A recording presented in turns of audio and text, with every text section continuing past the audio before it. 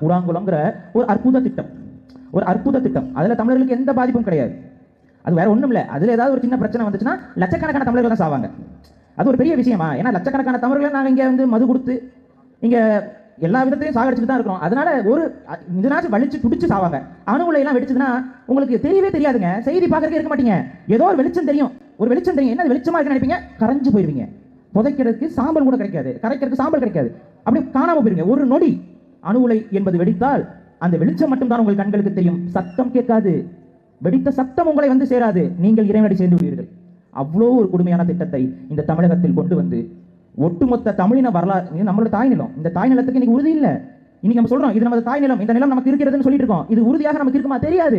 கூழாங்குளத்தில் இருக்கக்கூடிய ஒரு 10 இன்ஜினியர் நினைச்சா தமிழ்நாடு இல்லை. அவங்க நினைக்கிறதுனால வேற எவனாவது யமகாதைக்கு கொண்டு வந்து, ஏன்னா கடலோரத்தில் இருக்குல்ல, எவனாவது யமகாதைக்கு அணு உலை ஏதாவது கொண்டுகிட்டு போட்டானா தமிழ்நாடு இல்லை. அவ்வளோ ஒரு ஆபத்து.